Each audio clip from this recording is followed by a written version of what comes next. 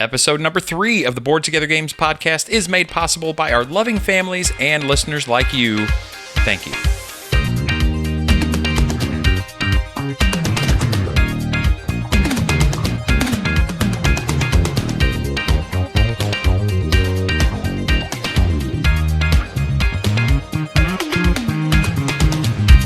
What is up, everybody? Welcome to episode number 3 of the Board Together Games podcast. My name is David. And my name is Jerry. And I am Kathy. We are so thankful that you decided to listen in today and check out the wonderful world of board gaming through the eyes of these 3 crazy people. And yeah, so here we go, everybody. Episode 3.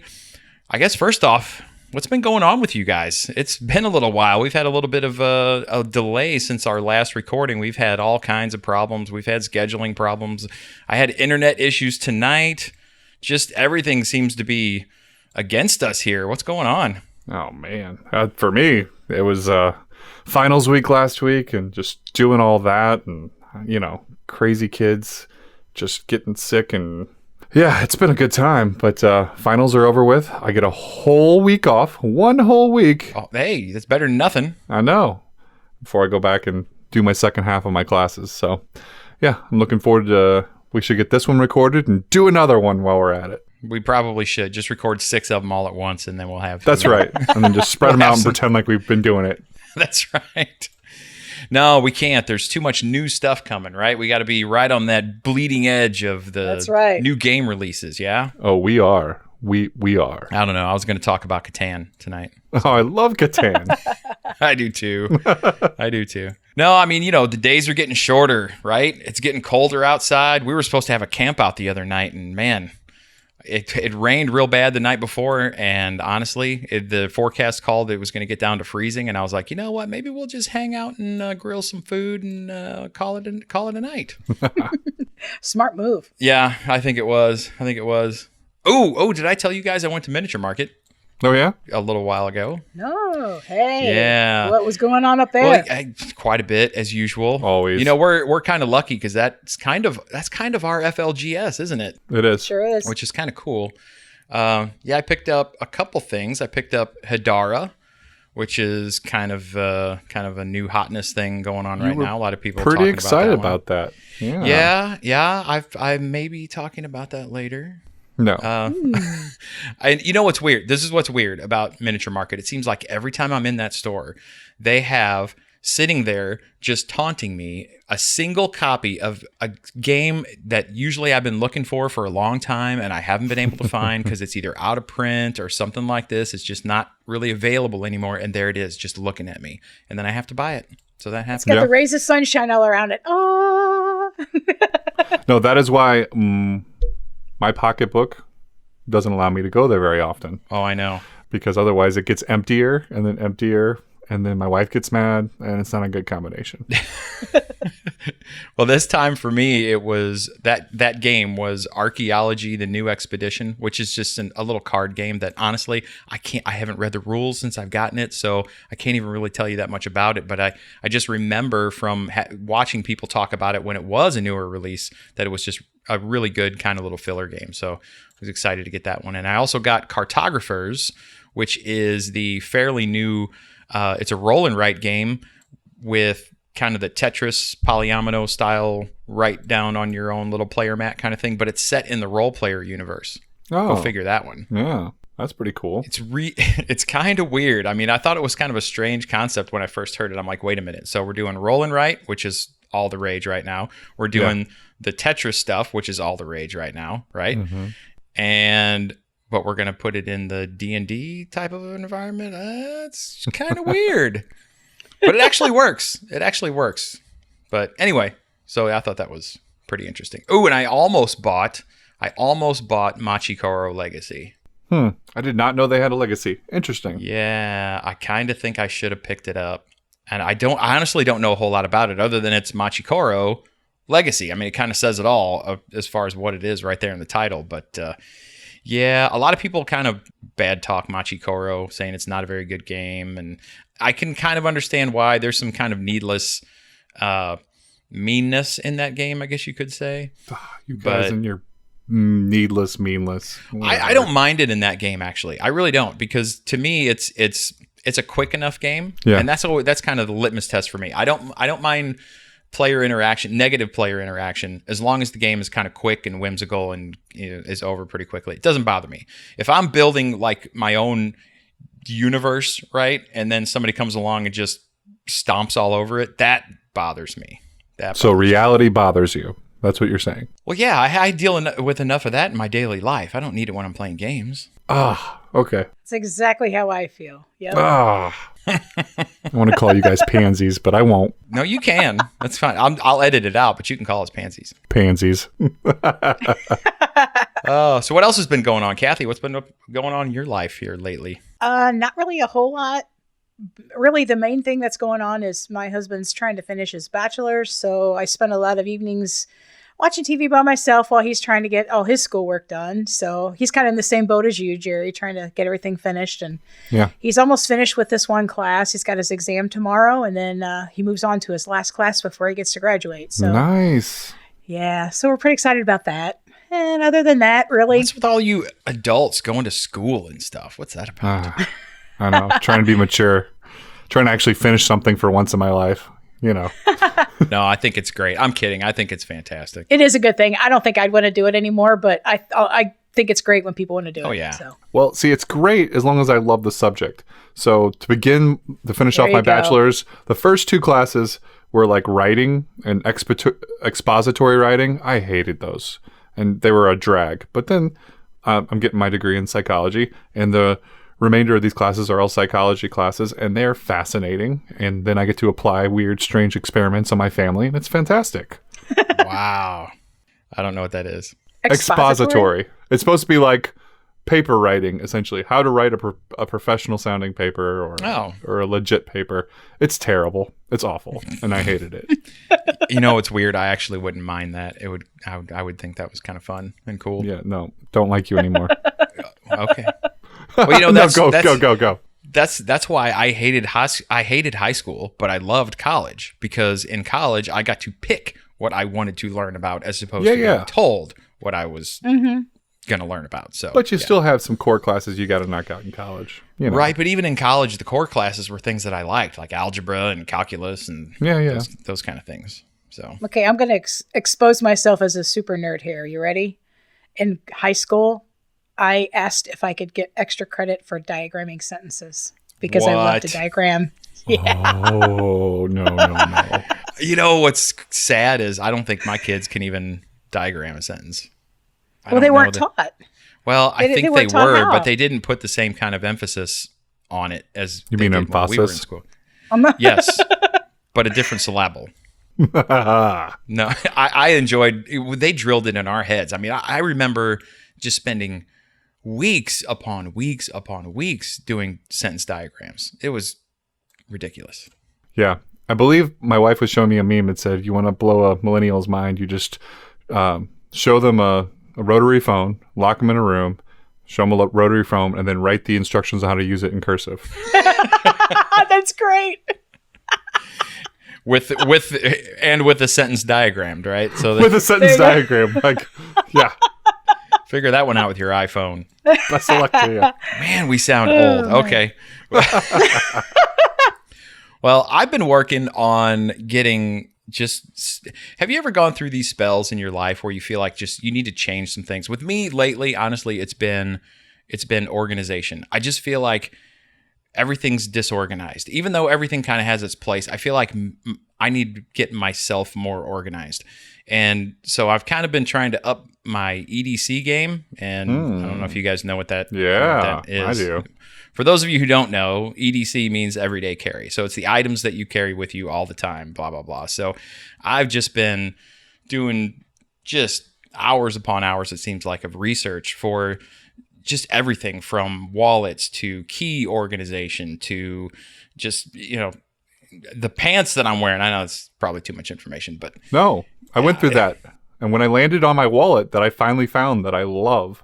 oh, what did you get? I gotta know. I got to look up the name of it, but I'll find out for you and I'll get you the name of it. But I probably went through 5-10 wallets, returning them back to Amazon or Oh, returning really? them to the store because I didn't like them and moving on to a different one. And I probably did that, I'd have to say 10 times till I finally found one that I just absolutely love. It's because I don't wear a wallet in my back pocket, and so it's a front pocket, so I need it to be thin, and I want it to hold a couple bills, and I need quick access to a couple of different cards. So it's a minimalist wallet then, yeah? Correct. Yeah, I think right now I have 5 or 6 cards in it, and then I've got it can hold like $100 usually in 20s pretty comfortably if I need it. But yeah, does a job. I can't complain. So That's awesome.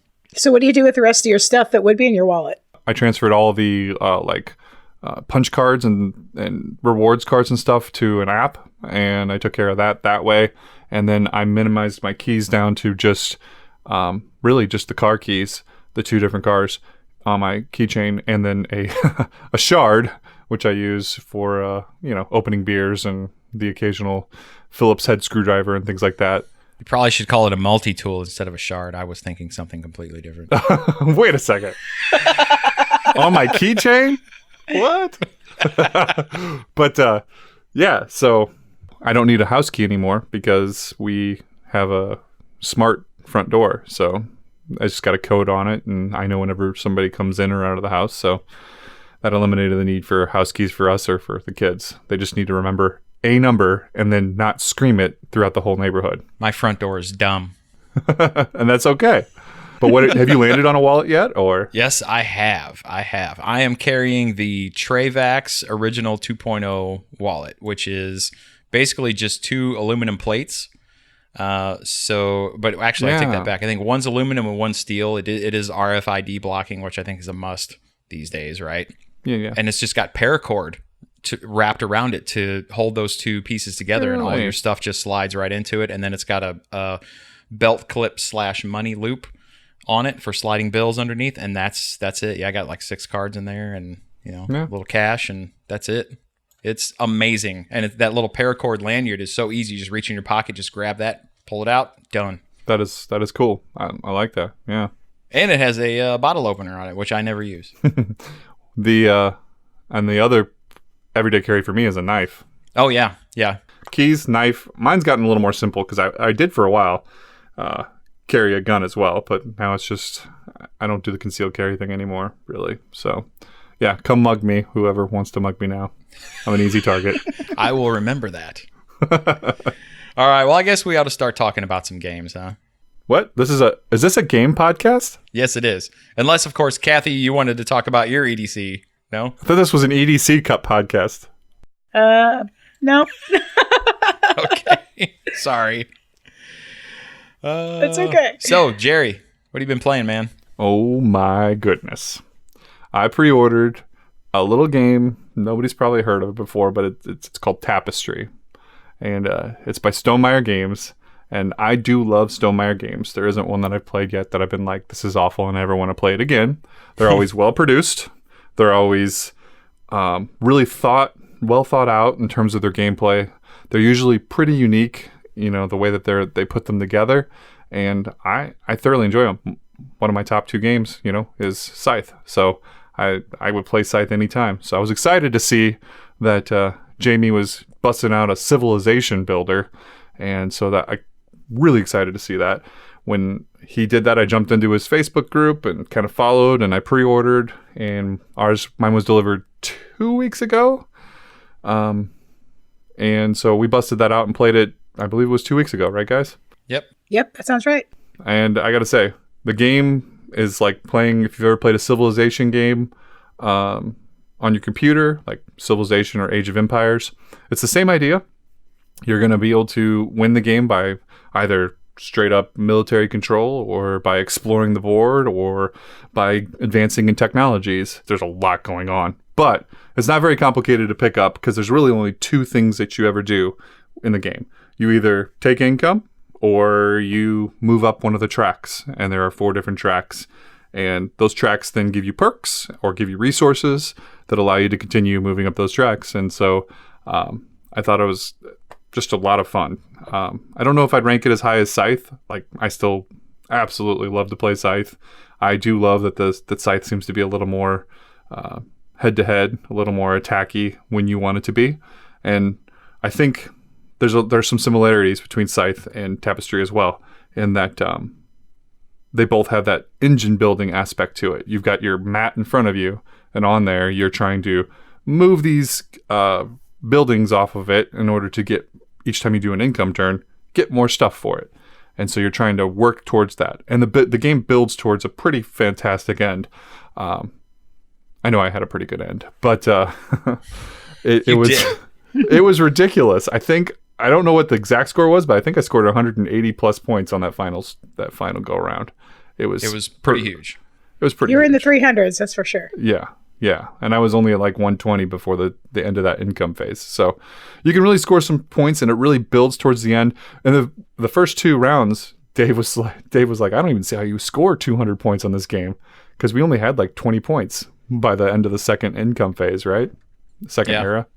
Yeah. Mm-hmm. So, yeah, there's a bunch of different ways you can go about it. You can either do the Tetris style part of the game, where you are building up your capital and you're trying to fit these buildings in, and every time you get one in there, you score points. Or you can do the engine building, as I just talked about, and try and get those buildings off of your mat, so that way you can get more on your incomes. And then, of course, building up on the different routes, which I believe it's tech and science and exploration and military. Mm-hmm. And yeah, there's so many different ways to win. I'd like to play it again just to see how a second game with people that are more familiar with the game mechanics goes. So yeah, this one's got an interesting. I don't want to necessarily call it asymmetrical, but it is. People will end at different times, right? Because you basically take actions until you run out of resources. So during this income phase, which is, I mean, you only get 5 of them during the game, and one of them is at the very beginning of the game, right? That's how you start the game off, is by going through these steps and gaining some resources, and then you start. Everybody just starts going around the table taking turns, and you basically pass and take an income turn when there's really nothing else you can do. Yeah, I mean, you can take your income turn anytime, but obviously you want to try to use up and be your resources and be as efficient as you can. But that's what was weird about it, is because I could end my era 2. And somebody else might go into era 3, and somebody else might be working on era 2 still for another 2, 3, 4, 5, however many turns, just depending on how much resources they had left over. And so what that does is, at the end of the game, it causes people to finish at different times, like you were kind of alluding to there. And you kind of went on a tear. Yeah, the tech trail, and then there's this AI at the end, and I decided to go right back up the tech trail, and I was able to tear up some points, because it gives you resources, and so then I use those resources to continue up that track, which gives you more resources, and I went like 7 more steps up that track. It was ridiculous, and that scored me a lot of points. So yeah, it was good. It was a good finish. But yeah, what were your guys' thoughts on the game? I sort of liked it. So for me, I didn't necessarily feel like that it really felt like a civilization builder per se. Okay. For me, it seemed like it was more mechanical, just moving up tracks and trying to maximize how to get the points and how to find your best route to get the most points. But I didn't really feel like it was a civ builder. I haven't really played a lot of civ builders, so maybe that's why I felt that way. But I just didn't really feel like that was like the main focus. For me, it just felt like try to find a good strategy and choose a track or 2 tracks that you kind of want to focus on and try to maximize those and see if that gets you the win conditions. So I don't know if you guys felt the same way, but I felt like that it was more just a mechanical European type game. Well, it is a civ builder, but to me it felt like more of, I guess the way I would describe it is an engine builder with resource management that rewards efficiency, I guess is the best way that I could describe it. It's a good way to say it. Yeah. And I guess, so I don't want to say that I dislike the game, because I did enjoy it. I did enjoy the game, and I do want to play it more. But the thing that's troublesome for me a lot of times, especially with just the sheer number of games that get released, right? And the fact that if you're a gamer, you want to play them all, right? Is that it would be I guess I will play it if it gets suggested, but I wouldn't necessarily be the one to suggest it. So I think my issues with the game kind of are that, I guess first off, is that it does reward playing it a lot. I think the more you play it, the more you're going to know the game and therefore know the best paths to take to achieve victory, which isn't necessarily a bad thing. Yeah. But at the same time, with as difficult as it is for us to try to find time to get all these different games to the table when there's so many of them sitting on our shelves that we haven't played, that could be a bad thing. And I feel like you have to really kind of love everything that this game does in order for that to happen, right? And I don't know if that's me. But again, if we're over for game night and you say, you guys want to play Tapestry? I'm not going to say, no, I don't want to play Tapestry. I will absolutely play it. I liked it. It was fun. But I kind of felt, I guess the reason that it didn't necessarily fire for me on all cylinders is because as you said, Jerry, there's a lot going on. There is. And with all that's going on, I never felt like there was a whole lot of clarity on what to do or what I should be doing. What I did know going in is that I said I'm gonna run the technology track, because in the other rumblings and other people that were talking about the game and had been doing playthroughs of the game, the technology track seemed to be where it was at. And when we started playing and you took your first turn and you went up the technology track, I went, well, I'm not going that route because I didn't want to fight you. I didn't want to fight you on it. Okay. Right? Yeah. Because as you move up those tracks, when you hit certain levels, if you're the first one there, you get that boon of getting that building for that particular area, right? And then you can drop it on your player mat and cover up a whole bunch of space and, gain points or whatever that way. So I thought, okay, I don't want to fight Jerry on the technology track. I'm just going to take another path and just see where it leads me. But I never felt like I had a clear vision on what I needed to do. So again, I think, like I said before, multiple plays will be rewarded. But at the same time, if everybody's playing multiple times, I feel like everybody's going to find out those idiosyncrasies, and then you're all going to be fighting for the same thing. I could be wrong, and there may be there may be valid strategies for any path to victory. But that was my first impressions. Because, and I want to make that kind of disclaimer, is that I have only played the game once. So, far be it from me to really do a full review or try to tell you that this game is good or not good. That's really not what I'm doing. I'm just giving you my overall first impressions on one playthrough of the game. And it was a 5-player game, right? So I also felt like the game was a little long. I think the 5-player count had some to do with that.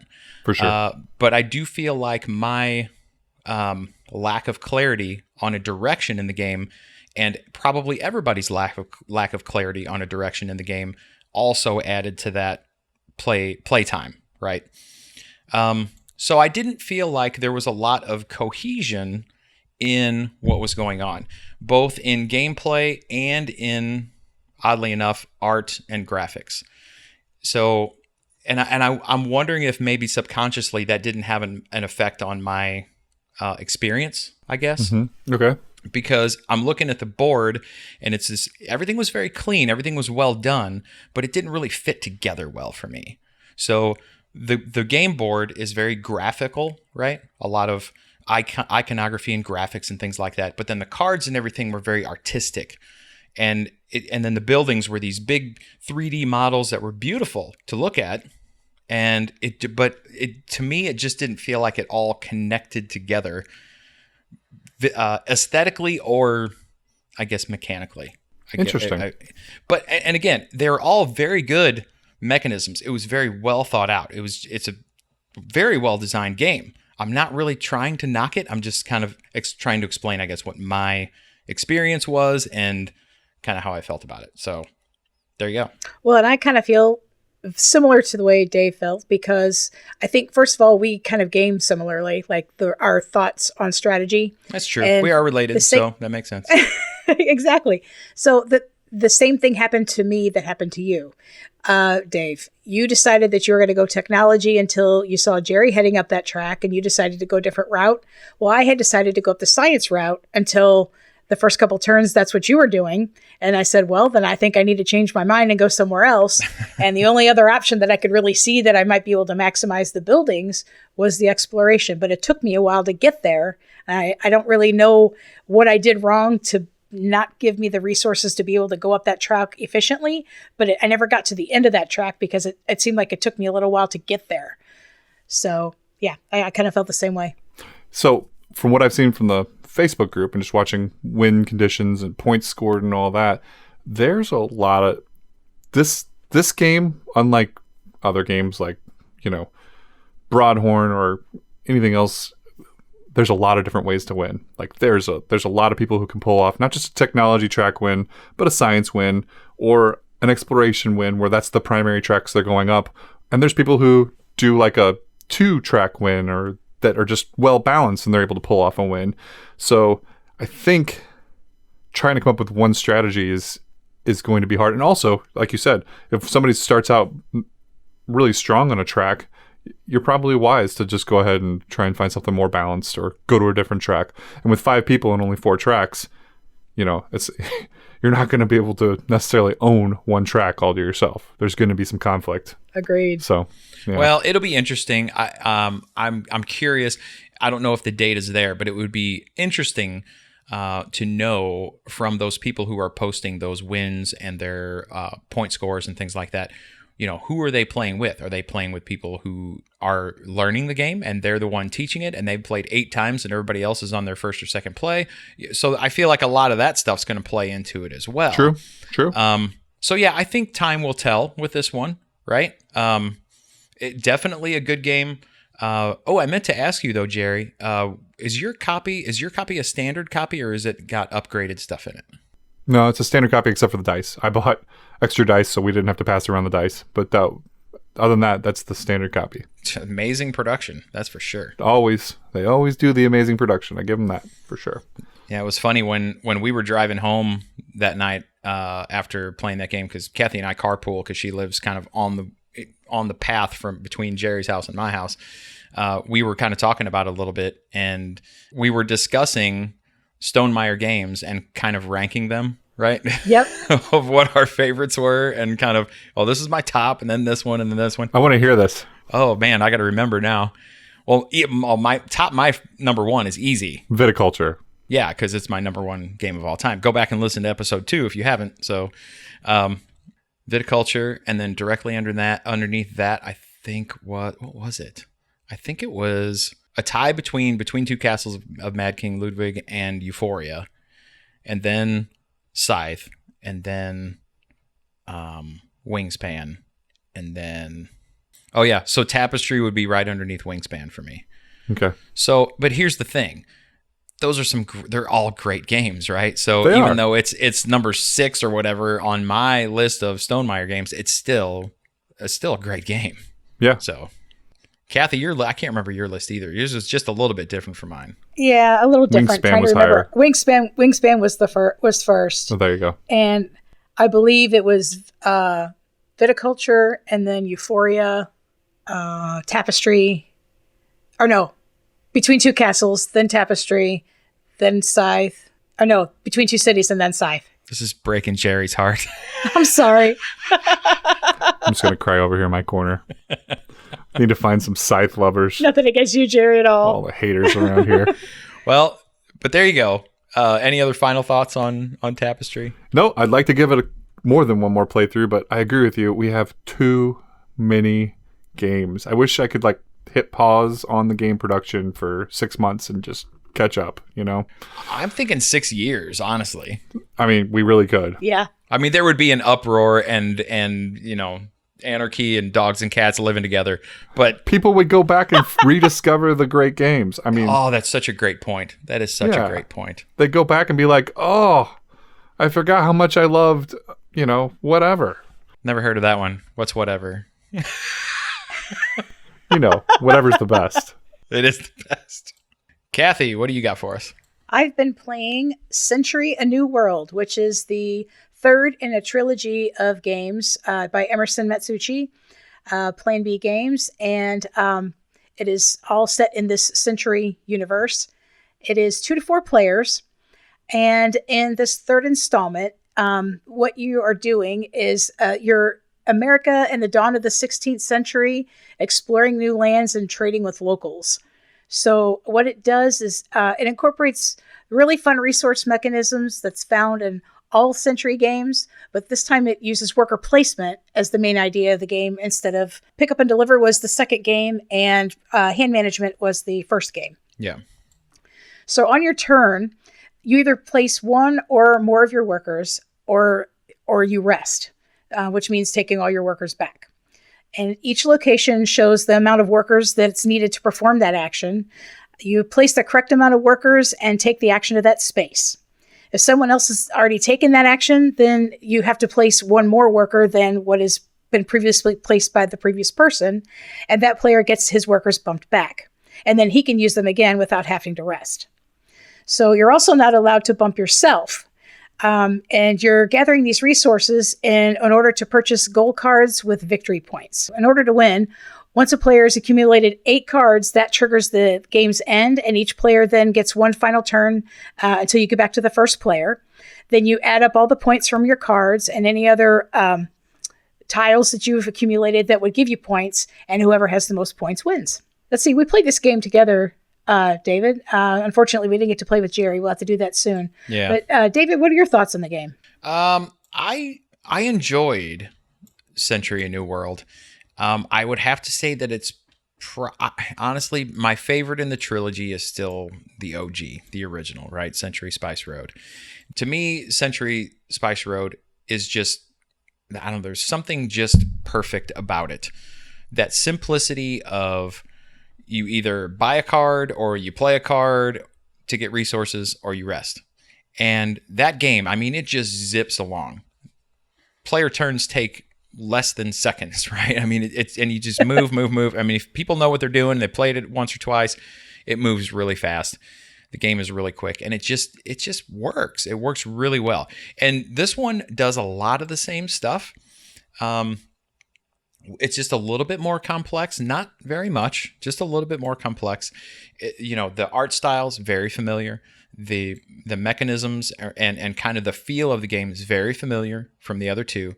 But it's good. It's good. It is certainly not my favorite, but it is very good. I really liked the worker placements part of it, in that you kind of have to, that's the thing you're managing, right? You're managing those workers. You are trying to maximize the amount of turns you can take between rests, because resting is certainly, it's kind of a waste of a turn, right? So you want to try to avoid that as much as you can.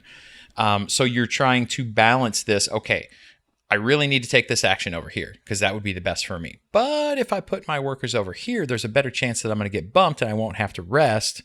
So there's that really cool balance of, what should I be doing?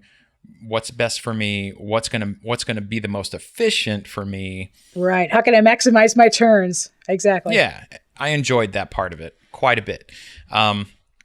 And it did move along pretty well. So there was a lot to like here. This is probably my second favorite. It seems like this is what everybody does with these games. I think that's a natural thing, right? When you have a trilogy of games or multiple in a series, people always rank them. Right. Exactly. So yeah, Spice Road's definitely my favorite, and then this one, and Eastern Wonders probably the least. So, but it was good. It was good. I think it's a great addition to the series. Yeah, I would agree. I would have to say that I almost have a split rating as far as that goes when we're ranking them. If you're talking to what do we want to play, and it's going to be a lot of people who haven't played a lot of games, you're going to have a lot of entry-level people, definitely Century Spice Road is the way to go. But if you're going to be playing one of the trilogy and you have all gamers at the table, for me, I like the little bit more strategy feel of A New World with the worker placement. I enjoy worker placement as well. So I think I've realized that by playing all 3 of the series, that I think that's my favorite because I enjoy worker placement. I also enjoy the hand management of Century Spice Road, but I think because it's a worker placement game, that led me to appreciate A New World better. That's a good one. All right. Well, I have been playing Hadara. And Hadara is a game designed by Benjamin Schwer. It is published by Z-Man Games, or as the British might say, Z-Man Games. And it's for 2 to 5 players. And Hadara is actually Arabic for the word civilization or culture. And this is another civilization building game. Players will, throughout the course of the game, they'll play through 3 epics. And during those epics, you're going to be building your culture and your civilization by enlisting the help of artisans and philosophers and warriors and architects and all these fun things. At least that's what the rulebook said. So at its core, Hadara is a card drafting engine building game, and it is played using a rondel. And it's not a rondel where you're actually moving your pieces around spaces in a circle or oval or a track or anything like that, but the decks of cards are kind of in a rondel, and your character icon, I guess we'll call it, is designated on one of the spots on this rondel that spins around at different points during the game, and I'll talk about that in a second. And the game's played in 3 epics. Each epic has 2 phases. In phase A, players are going to draw cards from colored decks of cards, and there's 5 of them, right? So for round 1, I might be drawing from the red deck, and then after this first round, then this rondel will spin, and my player icon will be pointing at the yellow deck, right? And so on that phase A, as a player, I'm going to draw 2 cards from the designated deck, and I'm going to decide. One of them has to go to a discard pile, which is on the board. And the other one, I have a choice. I either can buy it and put it in my tableau, and it's going to give me, I don't want to call them resources, but it will give me advancement along one of 4 different metric tracks. And those metric tracks are income, military, culture, and food. Or I can choose to jettison the card from the game and receive a little bit of money for doing so. So this goes round and around until each player draws cards from each of the 5 colored decks and discards one and either buys or gets rid of the other one. Then there's an income step where players are going to gain money based on the income track that's in front of them. And then there's a colony phase where players can use their military might on the red track to either plunder or integrate a colony. Then there's a statue carving phase where players can opt to either build a statue or not, depending on whether or not they've increased their progress on the blue culture track or whatever it's called, right? And then you move on to phase B. And in phase B, players are going to do a similar thing, only this time instead of using the rondel to decide which colored deck you're going to draw from, you get to choose in player order any one of the face-up cards on the 5 discard piles that are out on the board. Okay, so you can choose any one of them. And again, you have the choice of either buying that card and putting it in your tableau and moving some advancement up some tracks, getting some special abilities, or removing the card from the game and getting a little bit of money for it. So then after that, you do those same 3 steps where you get income, colony, plunder a colony and do another statue. And then after that, you have to feed your people. So every card in your tableau counts as kind of a person or a group of people in your culture. And your green track must be at least that level or higher. Otherwise, you cannot feed your people and you have to get rid of some cards. And in doing so, lose any progress that those cards gave you. And then finally, you can buy some medals at the end of each epic, where those will give you endgame victory points for just depending on how and which things that you decide to buy. And that's it. So you do this for 3 epics, and players are going to earn points for cards that they buy, statues that they built, medals that they bought, and for colonies that they have either integrated or plundered. After the 3rd epic, you count up your points, and the highest total is the winner. And when we played this game, we ruined it horribly. Oh, we tanked it. Yeah, but I won, so it's okay. You're good. You are. This is true. I probably only won because we screwed up the rules. You are good at playing games incorrectly, man. I'm telling you. I am so good at it. It's funny. There's one little rule in this game that it's not like they hide it from you, and it's pretty prominently displayed as you're reading the rule book, right? But it's pretty important too. It's pretty important, and I think honestly, looking back on it, I could very well see a lot of people getting this wrong on their first play.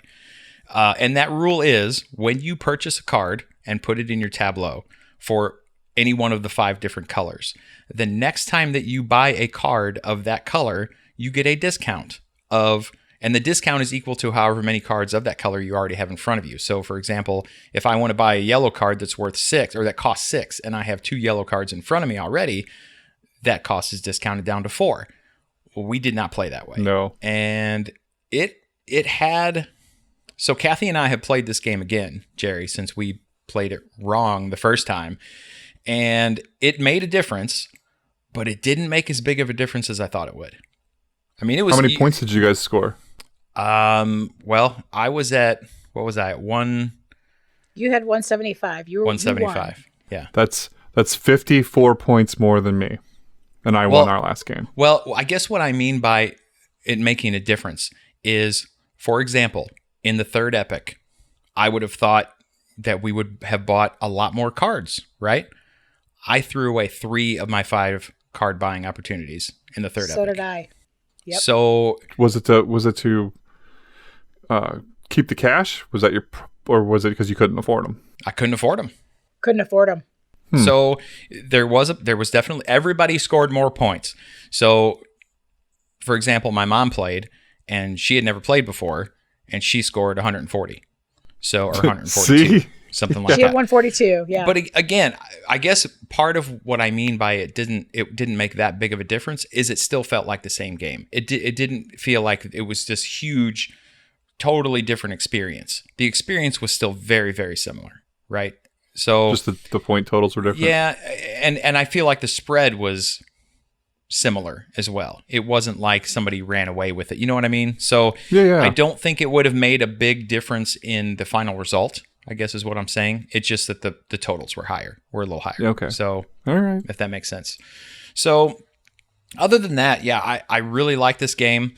It's a pretty good production. The artwork is nice. The manual is actually really good, despite the fact that, I mean, you guys were there. I read that rule out loud. We all heard it. I heard it. And we all just completely we all forgot it. boofed it. It was bad.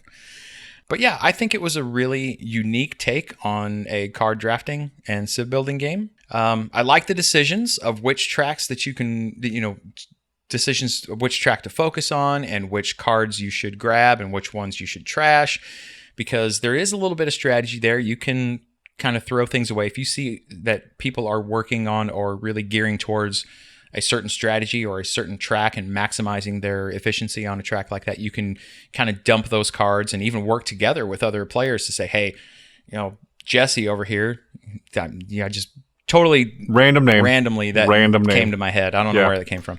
We should just ditch all these blue cards because he's going for blue cards, right? So things like that. I thought it was kind of a interesting decision-making throughout the course of the game.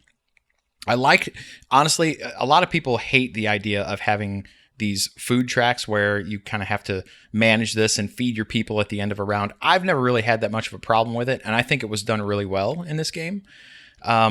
It didn't seem like it was that difficult in our play, and I guess that is another thing that I feel like was a little bit different, and you kind of alluded to that when we played the first time, Jerry. You thought that might be different if we played it correctly, because there would be more cards, and it was a little different. But I don't think it wasn't that difficult to keep your food supply. But you were probably thinking about it.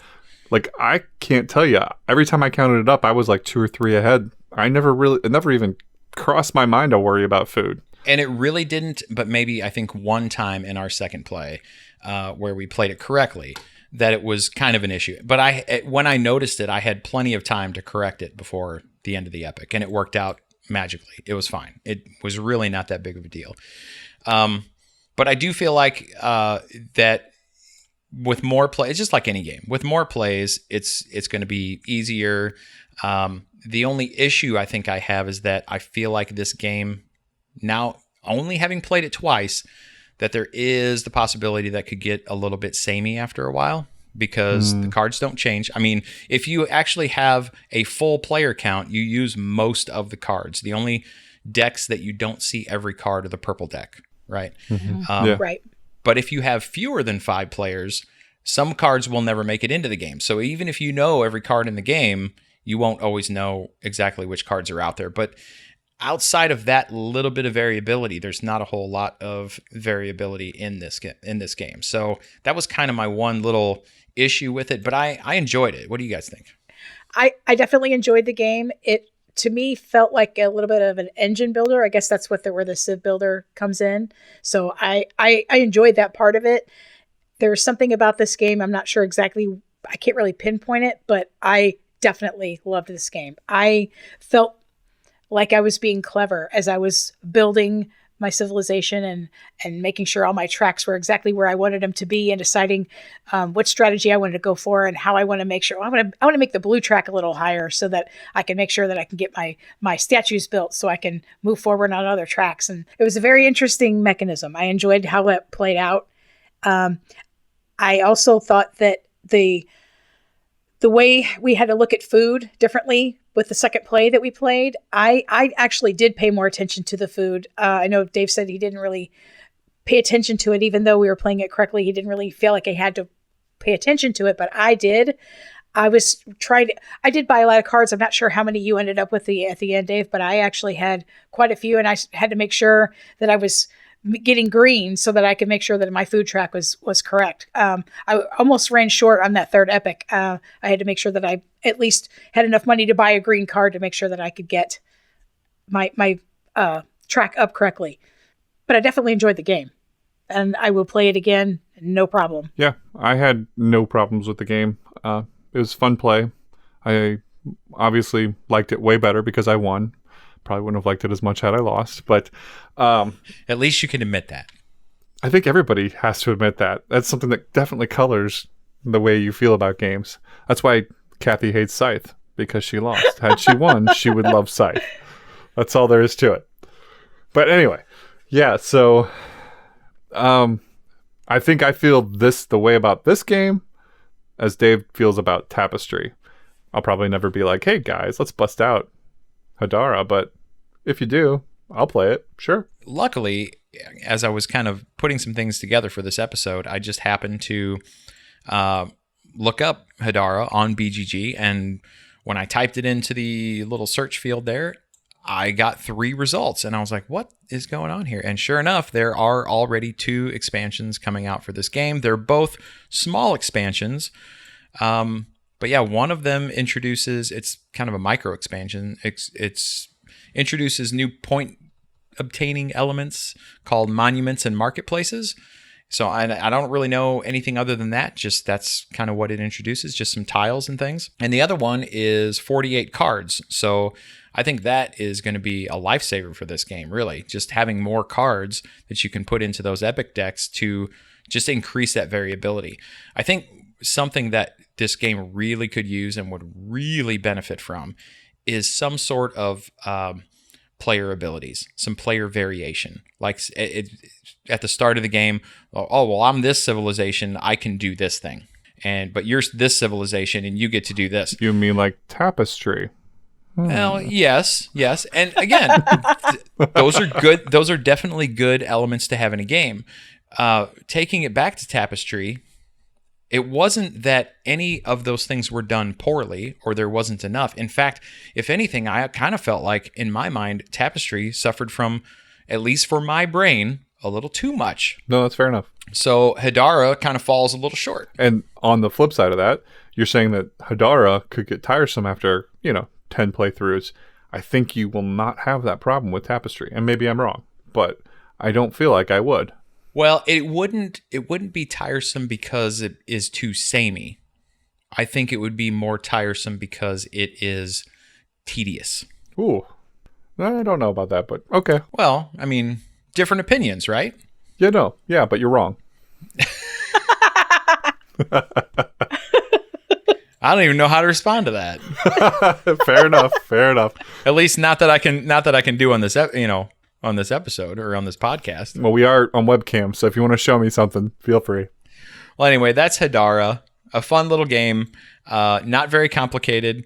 Even though, honestly, the setup and the explanation of this game can make it sound a lot more complex than it really is. It's pretty simple. You could almost teach this to people who really don't know anything about games, and I think they could pick up on it. So I feel like that is kind of a feather in the cap for this one. It's pretty good. Yeah. Well, since we've already been having a lot of discussion already about how competitive we are and how games are more fun if you win than they are when you lose, and we like them more when you win as opposed to losing. We're actually, for this episode's topic, it's going to be how to handle a competitive nature when playing board games. And this is an interesting subject because what I can tell you right off is that Kathy and I both, we are brother and sister, and we share a lot of the same personality traits, and one of them is being very competitive.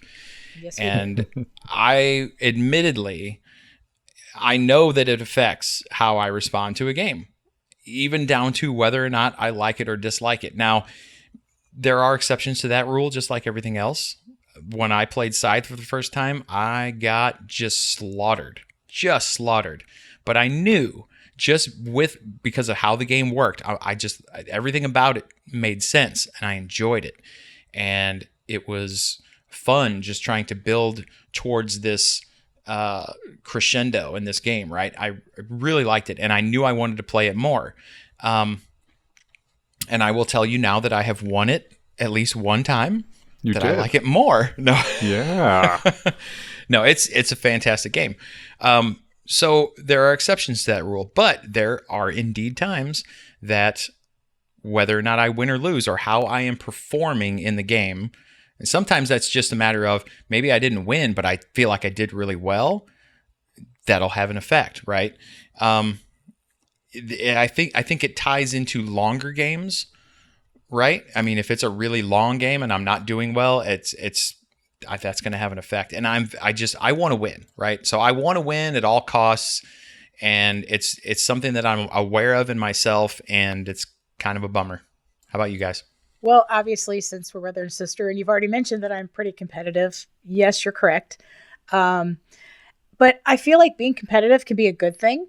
But then sometimes it gets me in trouble. Like, being competitive, you can have a competitive spirit and it could be completely fine. It's just how you handle it and where you take it, where it can potentially get you into trouble.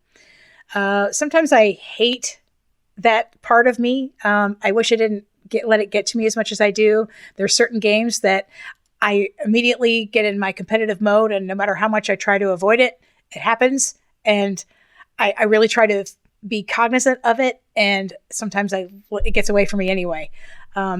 There's been times that I've been called out saying, you're being a little competitive. It's just a game, just calm down. And when someone says that to me, go ahead. We've both had that happen to us. And what's weird is I think we catch it in each other, right? Yes. We'll call each other out sometimes on that. So, Jerry calls everybody out. Wait a second. Do I? No, I'm kidding, man. Well, the problem is I think I appreciate you guys' competitive sides, frankly, because I am highly competitive. And I think there are maybe one or two people at our table in general that aren't so competitive. But for the most part, we have a very competitive group. And so it doesn't bother me at all if you guys are playing. And as long as you aren't taking 25 minutes to decide your turn, I'm good. And I like that it comes down to the wire.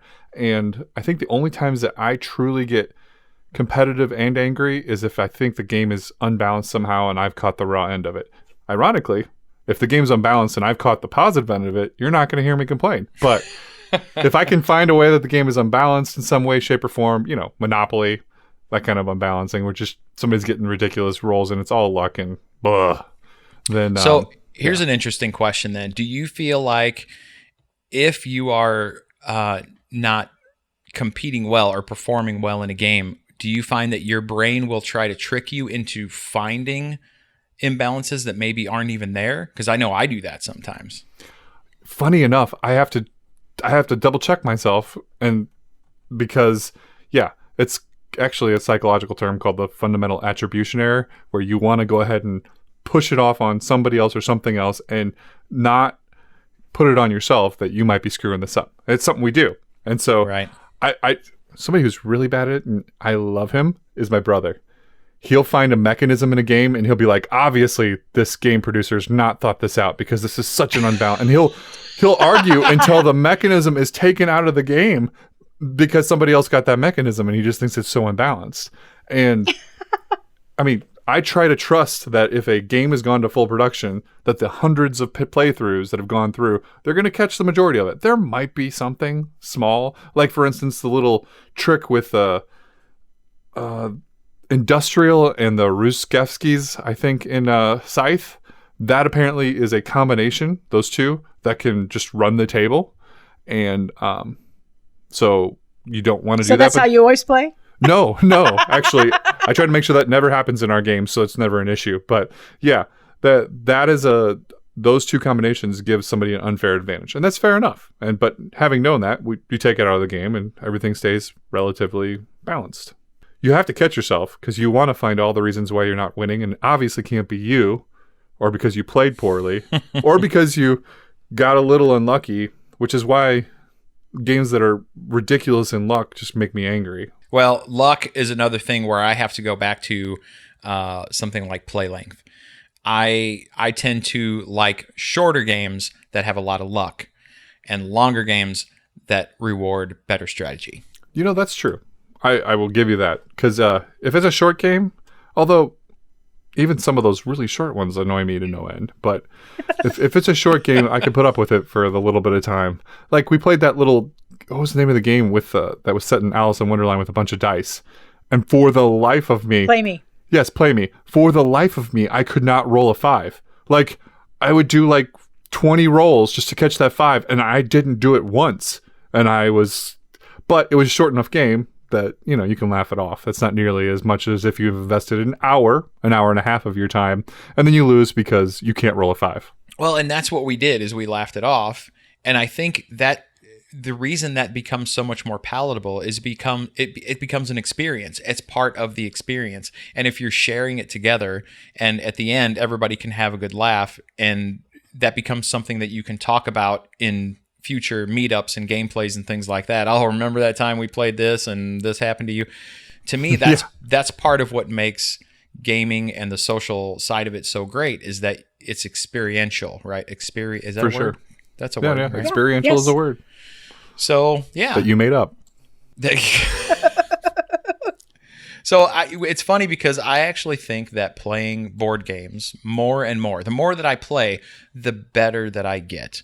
The more cognizant I become of how I'm reacting, the better I become at handling those experiences. And it just ultimately, I think, is making me a better person, which is kind of a cool thing that I did not know was going to happen.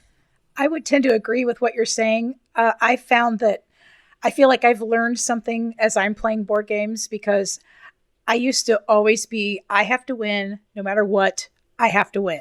And now I'm to the point where if I'm playing a game for the first time, I don't tend to have that feeling as much. I know going in that I don't know the game. I'm going to have to learn how it's played, understand the strategy, figure out what works well and what doesn't. And if I pick something that didn't work well, oh, well, I'll try it again the next time I play. And that seems to really be helpful for me, and not so that I'm not getting so competitive and getting so worked up if whatever I'm doing is not playing out the way I was expecting it to. Right. I have a question for you guys. Do you go into a game saying, I'm going to win this game? Because I find myself not doing that anymore. And it used to be that I would sit down and be like, I'm going to tear everybody, up, and I'm just going to make sure that I win this game. But now I sit down and I'm like, let's do this experience. Yeah, I'm going to try and win, but it's more like an experience.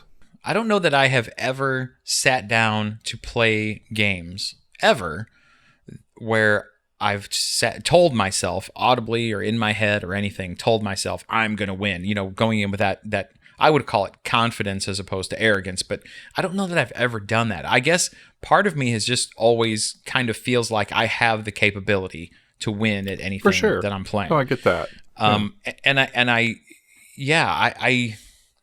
I would say I'm closer to the other side of that, which is just kind of looking forward to the experience. I want to win. I always feel that I have the ability to win, but I don't necessarily go through that mindset of, all right, I'm going to win this game. No, I don't think I've ever done that. As competitive as I am, I don't think I've ever gone about it that way. So interesting, though. Yeah, I can tell you times where I absolutely go in with that mindset, and that is in a 2-player game. Whew, I have to watch it. Especially 2-player game I played a lot of, like Star Wars Rebellion. My goodness, I walk in and I want to wipe the floor with you. Now, if I were to play with one of you two, I would just be in it to try and teach you the game. I wouldn't really care if I won or lost. That wouldn't be the point. I just want to make sure you guys understood it, so that way next time we could have a nice competitive game. The other time is poker. I walk in and every time I think I'm going to own everybody's money, and that's probably why I get a little bit tilty when it doesn't happen. And tilty just means you're emotional, you're not thinking right. And so, yeah. That's actually part of the reason why I quit playing Hold'em poker, because again, it's not that I sat down always thinking immediately I'm going to take everybody's money, but I always knew that I had the capability of taking everybody's money. The thing that drove me out of competitive Hold'em poker is the number of times I ended up sitting down at a table with people who didn't know what they were doing, because it is so hard to play against people who don't know what they're doing. It is. And I'm not trying to speak in a derogatory fashion towards those people. They're sitting down to play a game that they enjoy, right? So, but what that does to a player who is experienced is you get yourself in the situation where now you can't read them, because you don't know what they're going to do, because they don't know what they're going to do. They'll stay and wait for that miracle turn on the river every single time, and you don't know how to take that. So yeah, I had to walk away from that because it was too frustrating for me. No, I get that. I totally get that. And bad beats will make me want to quit poker, and I have for months at a time. My buddies would message me and be like, "Yeah, I'm good. I don't really need, I don't need my flush to get taken down by another 2 full houses in a row. I'm good. I'll just pass." I'd like to go back to what Jerry had just said about who you're playing with. Like when he said when you play Star Wars, he would want to teach us first and then have a competitive game. Mm-hmm. It depends on who I'm playing, how competitive I feel, and how I go into the game saying I'm going to win. If I'm there as the person who knows the game the best and I'm teaching people, I don't care if I win. I care if they understand the game and they get it, and hopefully they win or have a really good score and it looks really competitive and everything looks even and fair, so that they enjoy the game and that they're going to want to play it again. Yeah. And the only time that I think I go into a game feeling that way, like I'm going to win this, is when it's a trick-taking game. And that's just my personality, because I know that for years and years, I have played spades to the point where the only way that I even enjoy playing spades anymore is if I play suicide spades, which is where one person on each team has to go nil no matter what, and it's blind. And if you have the ace of spades and your other teammate didn't go nil, you have to go nil. And if you have the ace of spades, you're just going to go set. So, and so you learn that you're going set that often and having that kind of dynamic, you just learn how to play spades at a totally different level. And I think that's taught me how to play trick-taking games really well. And so when I go into a trick-taking game specifically, I tend to be a little more frustrated if I'm not doing well, because my expectation is that I should know how to do this. I should be able to win. And if I'm not, then I put it upon myself that I get frustrated. Well, that's interesting, because most trick-taking games are played on teams with partners. So that's really putting a lot of pressure on yourself, though. You know what I'm saying? Because it is, and on my partner. And I don't mean to be that way, but that's what happens. That's funny. Well, you did wipe the floor with us in diamonds. So twice. That wasn't even really close. And I don't think I'm bad at trick-taking games, but yeah, wow. And this does bring up a very good question, Jerry. The very first time that I met you, on the very first board game night, when you created the group that we're in right now, we played Settlers of Catan, or Catan as it's now known, I guess. And I must ask you, did you throw that game, or were you playing competitively? Ooh, it was a long time ago. Well, I was probably in teach mode. Did I lose that game? It's been so long, I don't remember who won. Who won that game? I won. Oh, okay. No, I don't think I probably threw the game, but also I seem to remember, at least when I usually play those games, pointing out decent spots to go with your towns, just to give people ideas, like you want to be here. Although you had a pretty good grasp, so I don't know how much I would have helped you out. But for other people, I'll be like, yeah, see this spot right here, you'll get a 7, or not a 7, you'll get a 6, and you'll get a 8, and you'll get a 9. Right. And that one, so you want to go sit there because that's an ideal spot. And so that's almost the most key part of Catan, is getting the decent starting spots and then getting a couple lucky rolls. So if I helped anybody, then I might have shot myself in the foot. But after that, once the setup's done, I usually play pretty competitively. Okay. So you won that straight up. I'm going to give that to you. You won it straight up. All right, good deal. I don't get to win very often anymore. Oh, Since joining a game group with Jerry, I don't get to win much anymore. No, it's Jesse that you have to watch out for. You keep saying that. Yeah, he is good. We have a competitive group, though. I mean, We do. Everybody can hold their own. That's pretty great. There was a while there he was on a tear. I swear every night we'd walk away and be like, he was 3-0, and we all loved. And he did it for like 2 or 3 weeks in a row. I'm like, wow. But yeah, no, we're a lot more even now. I beat him on your, uninvite him. What? Your invite? I don't know what happened to it. Yeah, it's kind of funny because I felt for a long time like my competitive nature was like there was something wrong with me, right? Like it was not a good thing, and it was something that I had to squelch and that I had to keep in check, and I shouldn't be feeling this way, and it should be all about the experience and this, that, and the other thing.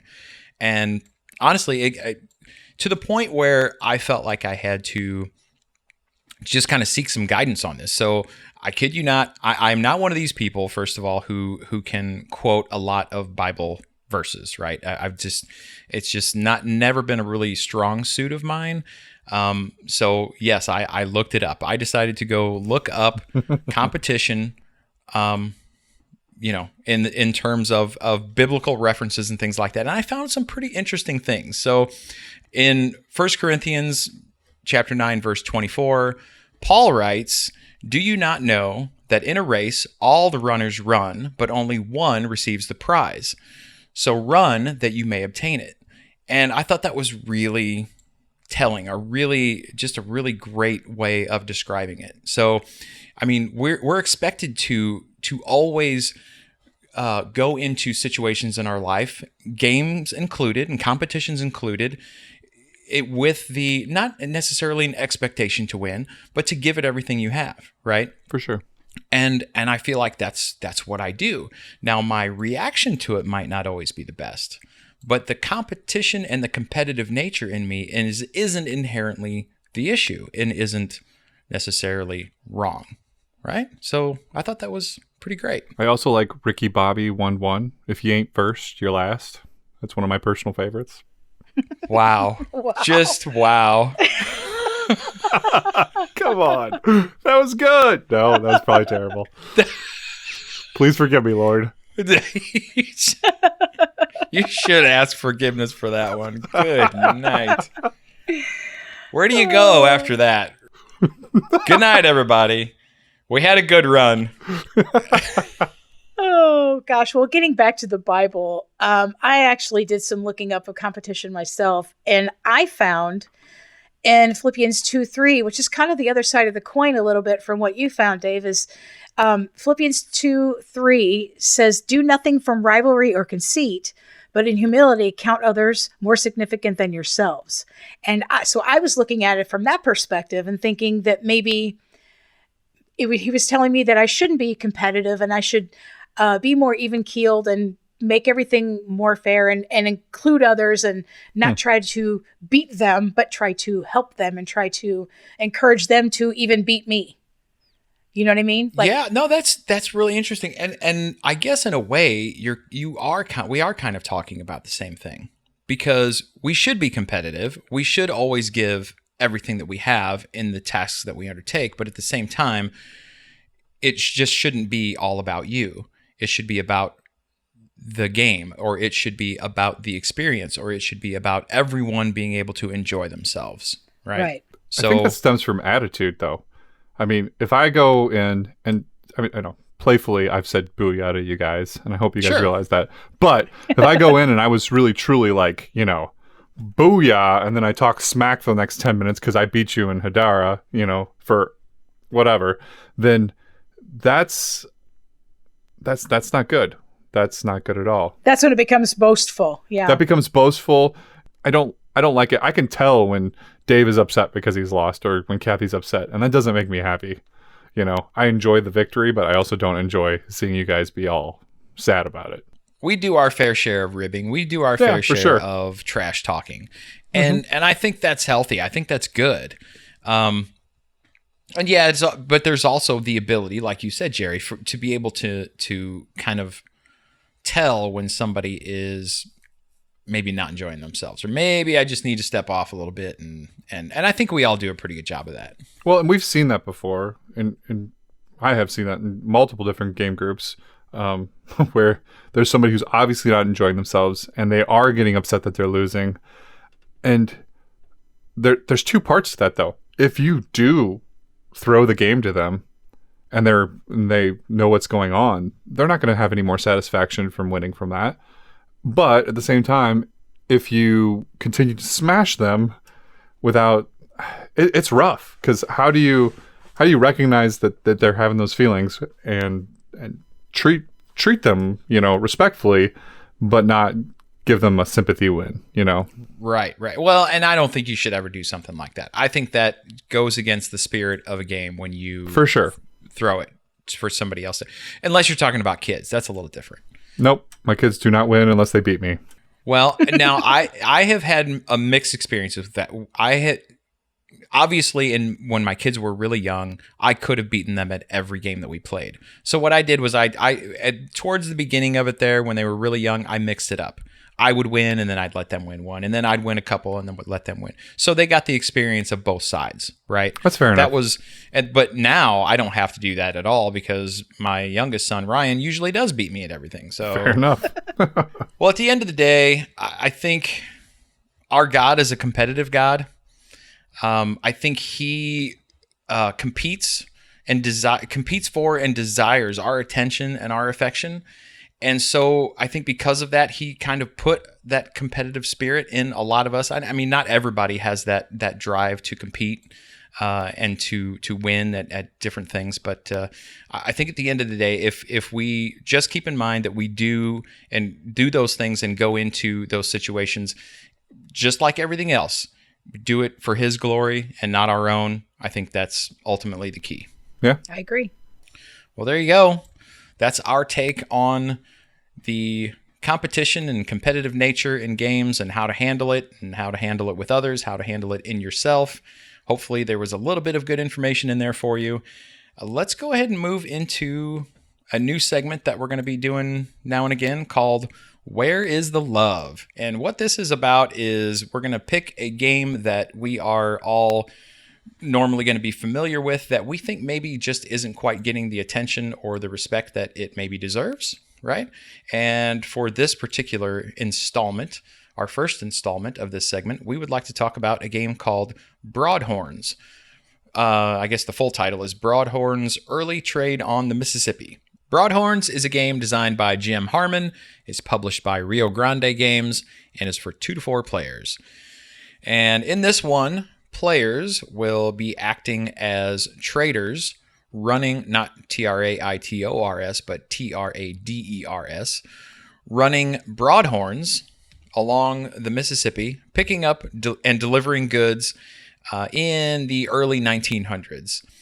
And if you don't know what they are, broadhorns are basically wooden barges that people used to kind of build a lot of times from scrap materials and wood that they could kind of scrounge up.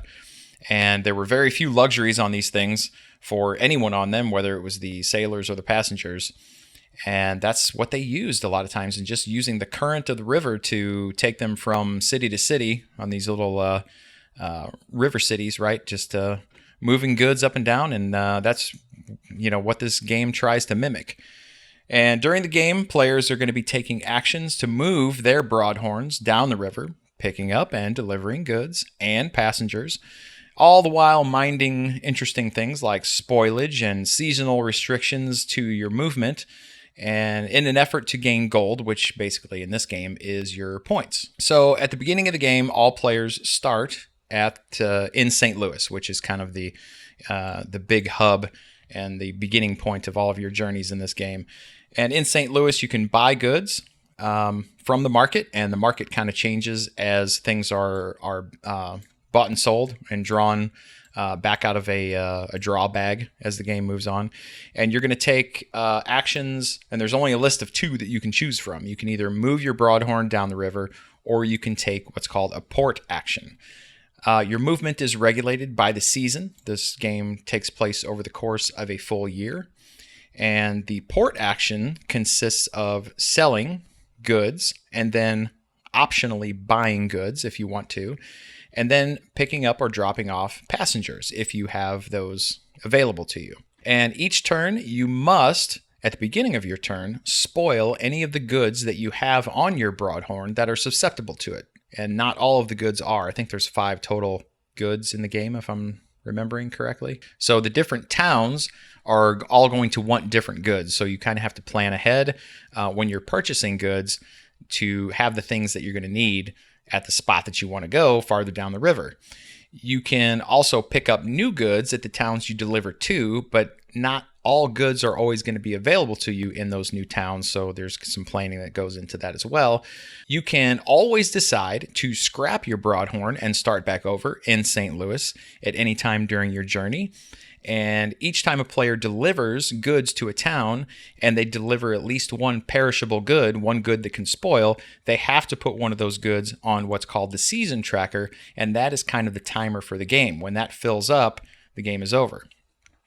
So as I mentioned, players are going to play through an entire year, going through a number of different trips with their Broadhorns down the river, and at the end, the player with the most money, i.e. points, or also known as points, will win the game. And that is kind of it in a nutshell. And I got to say that even though I am usually not a fan of pick up and deliver games, I just absolutely adore this one. I think it's a lot of fun. And what really kind of bums me out, title of this segment, Where's the Love? This game is ranked 7,299 on BGG. Oh, boo. And, you know, sometimes you just find one of those. And here's what's weird. I've had this happen in the past where I really enjoy a game that is ranked really poorly, and I'm the only one that likes it. This game is ranked really poorly, but all of us seem to like it. I like it. I like it. So much so that I went ahead and bought it afterwards too, because I would play with this with other groups as well. And it's not that hard to come up with and once again, it's another one of those games where, like Kathy likes to say, you feel smart. You're like, ooh, I'm going to do this, this, this, and this, and then I'm going to sell my boat and make a ton of money. But this one has a little more, which I like, a little more player interaction, because somebody can get ahead of you, can drop off those, and screw up your entire plan, and then you have to adapt from there, which I love a game where it takes a little on-the-fly adaptation. So Sure. And I don't enjoy things like that. However, I did enjoy this game. Yeah. It's very interesting. I'm usually not a fan of pick up and deliver myself, and I also don't really care for a lot of interaction where it could mess up what I'm doing, but I don't know what it is about this game, but I really enjoyed it. I don't know if it's because of the fact that it takes place as the starting point in St. Louis, which is where we're from, so that means a lot. And I see all these towns that I'm very familiar with and I visited many times, and maybe that appeal is part of it, but I really find this game endearing. Yeah, I would agree with that. I think it absolutely, for me, has a little bit to do with that local tie, that local feel. For sure, and a little bit. I think another part of it is just that this setting of this game is unique. And I really like it when a game that is not a super thematic, more along the Ameritrash side of things type of game does such a good job of incorporating a theme like this into the game, right? Like all the mechanisms make sense for what this time frame was and what you're trying to portray in this game. It would be a little overstep to say this game really makes me feel like I'm a trader running a Broadhorn down the Mississippi, but it's pretty close. I mean, I kind of feel like they've done a good job of kind of putting that foot forward. Incorporating that theme. Mm-hmm. Like the spoilage of the goods and things like that. And the fact that the seasons change, and when it goes winter, your Broadhorn doesn't move as fast. And in the spring, it moves even faster because now the currents are flowing because all of the snow melt and the rivers are filling up. They did a good job. I just think that's really cool. And picking up and dropping off passengers, and when you have these hand limits, depending on which size Broadhorn that you have, you can only fit a certain number of passengers on there. And if you pass up their stop, or if you discard that card, you drop them off at their starting location, and then somebody else can come along and pick them up and drop. Just everything worked well together. It did. And I thought it was really cool. I enjoyed it thoroughly. I gotta say, definitely the St. Louis thing was nice. I always like seeing a game where there's St. Louis. Maybe that's why I like, Stonemaier games, because they always have that little St. Louis hookup somewhere in their games. But also, the game just played really well. It made logical sense. You could plan out where you were going to go. There was a little bit of on-the-fly adaptation because of other players' turns, but you could still. There were enough cities further down the river that you could make your adjustments and go from there. And in the summer, spoilage is terrible because it spoils twice as fast. So you really got to drop off those spoilable goods faster. But I mean, did anybody have anything spoil while we were playing? I don't think anybody lost a good, but I think we had a couple situations where, and this ties into what you're saying, the game always gives you kind of a way out. It may not be an optimal move, but at least it's a move. So you can always sell a good at a port, even if they don't want it, for $1 or something like that. That's right. And I think, Jesse had to jump some of those off, and maybe somebody else had to as well, where it was going to spoil. So you either dropped it there or you lost it. And so right. Might as well it's better to get something rather than nothing. And I thought it was nice that it was at least something that you could do with it. So that was cool. Yeah. I mean, who wants to buy this 7-day-old bacon? Oh, yeah, you? Okay. Good luck with that. Really cheap. Well, getting back to the interaction thing, though, the nice part about this, even though my plans can be messed up, I don't typically feel like, in this game in particular, and some others like it, that interaction or that player-to-player interaction is necessarily even intentional. So just because you may not even know that I was planning to head to St. Genevieve and drop off this whiskey and whatever it was, you just happened to be doing the same thing. So even though that ruined my plans, it wasn't necessarily because you were being malicious about it. It was just because you had the same idea I did, right? So that makes it a lot more palatable for me to handle those kind of things as well, I think. I can tell you, while I was looking at the game and I was planning my route, I looked to see what was on other people's barges to try and estimate where they were going, and try to get ahead of those who might be going the same place that I was. It was something I took into consideration for sure. So what you're saying is you were a Jerky McJerkface.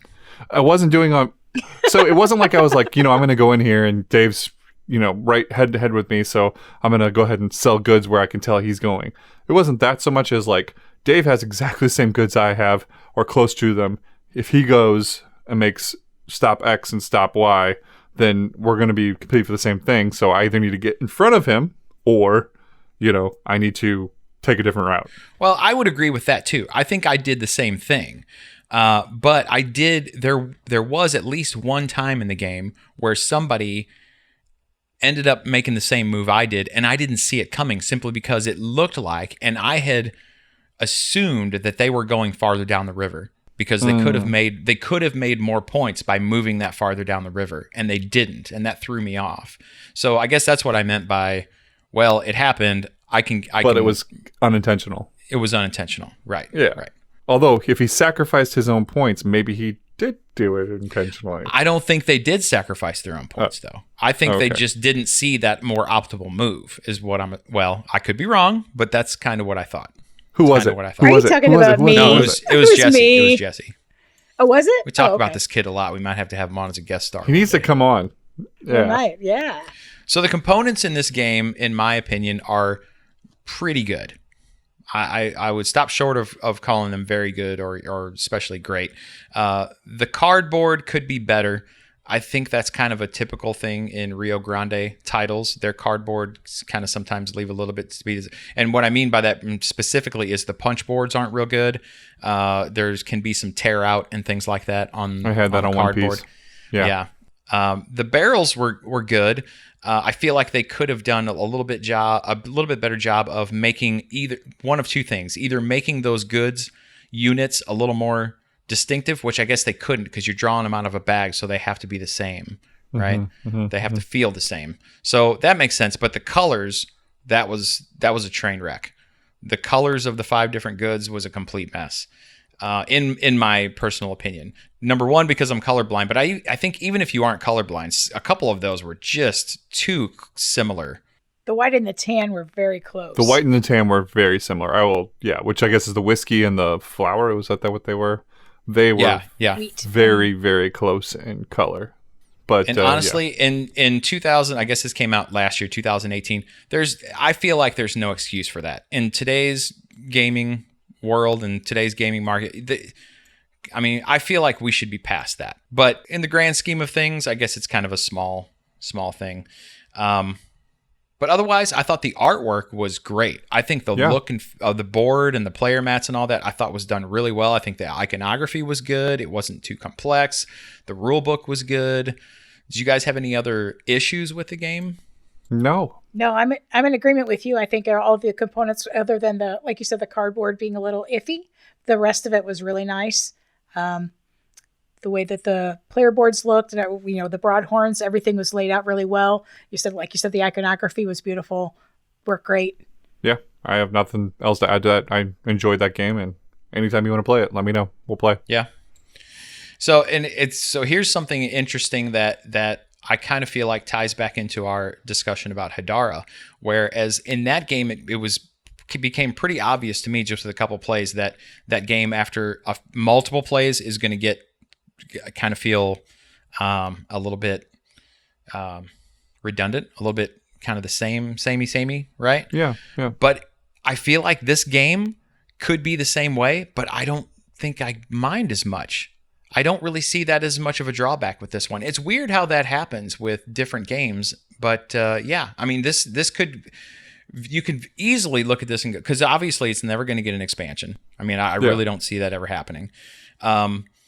It's all but basically forgotten, but at the same time, it doesn't bother me that it's going to be the same game every time I play, because I just like the way that it plays enough to keep going back to it, I think.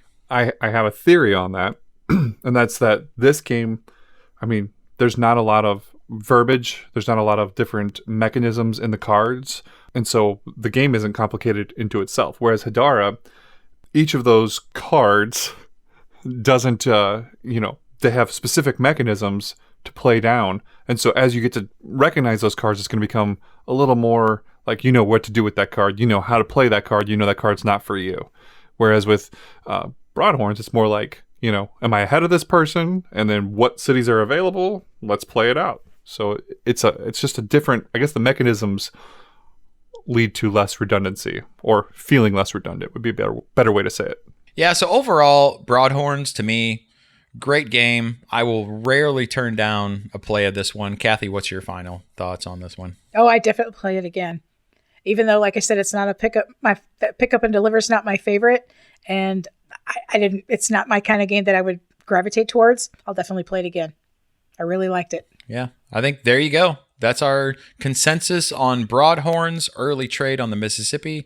If you can seek it out and find it, I do know that it's available right now as of the time of this recording, and you can pick it up pretty cheap on Amazon right now. Although, my understanding is with Amazon, you got to be careful a little bit nowadays with some counterfeit games out there, which when I heard that was even a thing, it kind of blew me away. But it's pretty cheap, like $22-$24, something like that. So definitely worth a play, I think, even if you're not, like we said, normally a fan of pick up and deliver. Just kind of went over real well with us. That is Broadhorns Early Trade on the Mississippi. Give it some love. Well, I think that's going to wrap it up for episode 3 of the Board Together Games podcast. And again, we thank you guys for listening. We hope that you've enjoyed this episode, gotten a little something out of it, and that hopefully you will tell some more people about our little podcast here. And Kathy, why don't you give everybody our social media deets? Alrighty. So we have a Facebook page, Board Together Games. So just do a search on Board Together Games and you can find us and like us there. We also have a Twitter account. Look for Board Together Games. It's board, the number 2, together, at Board Together. And we also have a guild on Board Game Geek. Look for Board Together Games also there, spelled out, Board Together Games. And drop us a line there. we'd love to hear from you. Yep. We also have our website, boardtogethergames.com. We do blog posts there every once in a while when time permits, just like everything else, right? Lifetime kind of gets in the way sometimes.